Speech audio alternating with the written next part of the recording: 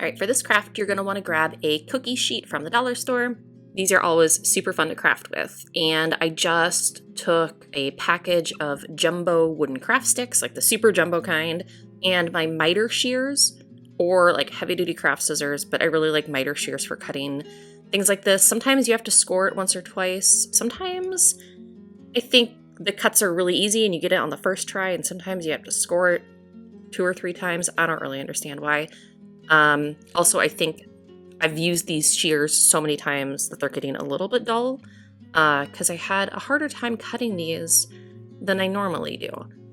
So I think I need to either replace the blade or figure out a way to sharpen it.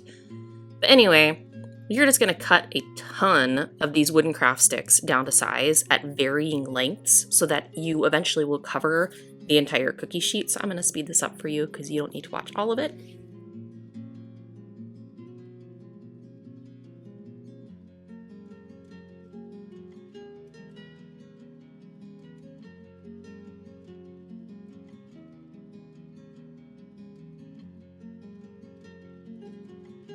And then just a little note about the edge pieces, because the edge of the pan is rounded. I just used my miter shears, and on the 4 edge pieces, see, I just kind of trimmed a tiny little triangle off just to, I mean, it's not a perfectly round corner, but it's better than a complete 90-degree angle there. And then you have to paint everything. So I transferred all of my cut popsicle sticks into a cardboard box so that I could take it outside and spray paint everything. And you want to keep everything in the same order, otherwise it's going to be like a mind-bending puzzle trying to figure out where you want to put the wooden craft sticks back on the cookie sheet and getting everything to line up and match up again.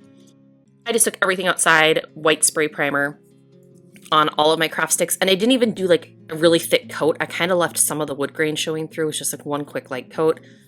And then I distressed everything once that dried with Folk Art Home Decor chalk paint in the color Castle, which is like a perfect gray beige kind of color. 1-inch flat paintbrush, super dry brush technique here.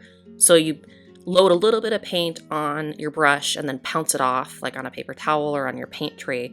So you just have a tiny bit of paint and then brush back and forth with that dry brush. You could also just paint everything a solid color. I mean, if like you're into color, this would look great, like green or blue, navy blue or something.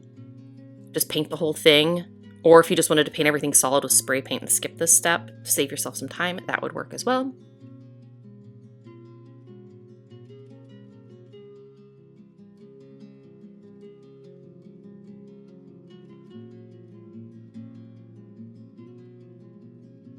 And then I just painted the whole cookie tray. So I gave it 1 coat of white paint just as a primer.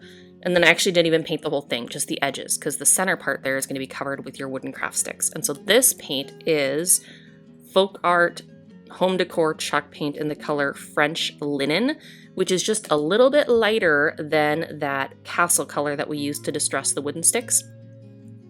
So once again, 1-inch flat paintbrush. I had to do a couple coats on this one to get full coverage.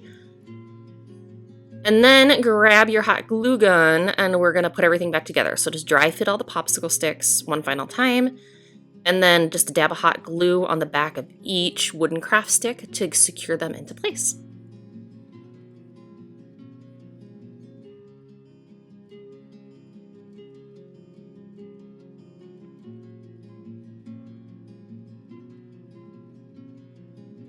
And then your tray needs handles. So I just grabbed some jute rope. So I've actually made this craft once before, and on that version, I took a drill and I drilled holes into the edge of the cookie sheet and ran the rope through and tied a knot. Great option, but if you don't want to bust out the power tools, unfray the end of the rope and cut a little piece off. Like there's like 3 little sections, trim 1 section just to kind of thin it out. Like imagine you're giving someone a haircut and you want to like thin it out a little bit. That's just to make it glue down a little easier. So I had a dollop of hot glue there and hot glue down each end. And then to cover those frayed ends, I used a half wooden ball. So they're like almost like wooden beads, but it's just a wood half ball that's in half. And I painted it to match my tray and then just hot glued that right over on top of my jute rope. So here you see separating the 3 sections and just trimming down one of the little sections there to thin it out, and then hot glue everything in place, and you have 2 little rope handles for your decorative tray.